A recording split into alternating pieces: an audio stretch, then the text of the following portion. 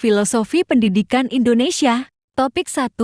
Perjalanan Pendidikan Nasional. Demonstrasi kontekstual. Melani Filantini Putri.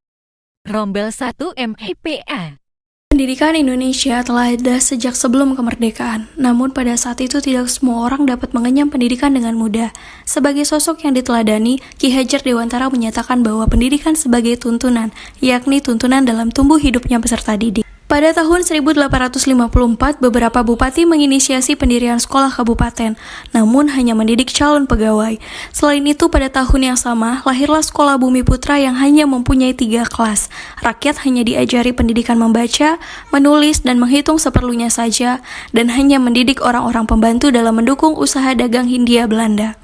Pada tahun 1920, lahirlah cita-cita baru yang memimpikan perubahan radikal dalam pendidikan dan pengajaran.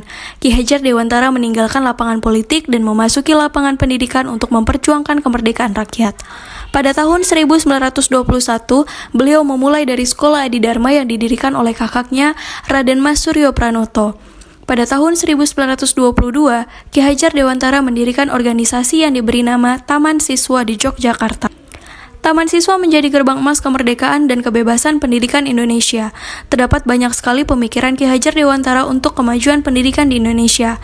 Salah satunya adalah prinsip Tut Wuri Handayani yang menjadi semboyan resmi dari implementasi sistem pendidikan nasional yang masih digunakan sampai saat ini. Ki Hajar Dewantara berpendapat bahwa pendidikan itu termasuk pengajaran bagi tiap bangsa, termasuk pemeliharaan guna mengembangkan potensi generasi penerus bangsa agar berkembang dengan sehat, lahir, dan batin.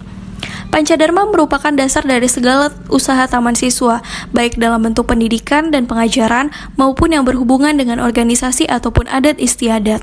Terdapat 5 syarat mutlak yang terkandung dalam Pancadharma, yaitu kemerdekaan, kodrat alam, kebudayaan, kebangsaan, dan kemanusiaan. Konsep dari filosofi Ki Hajar Dewantara inilah menjadi pedoman serta acuan bagi perkembangan pendidikan di Indonesia hingga saat ini. Salah satunya adalah dengan dikembangkannya kurikulum merdeka. Kurikulum merdeka memiliki esensi yaitu kebebasan berpikir bagi peserta didik maupun guru, sehingga mendorong terbentuknya karakter pada jiwa mereka.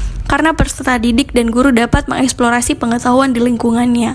Kembangnya kurikulum merdeka agar peserta didik dapat memilih apa yang diminati dalam pembelajaran sehingga nantinya tujuan dari pendidikan nasional dapat tercapai, yaitu merdeka belajar, merdeka mengajar untuk Indonesia yang merdeka sesungguhnya.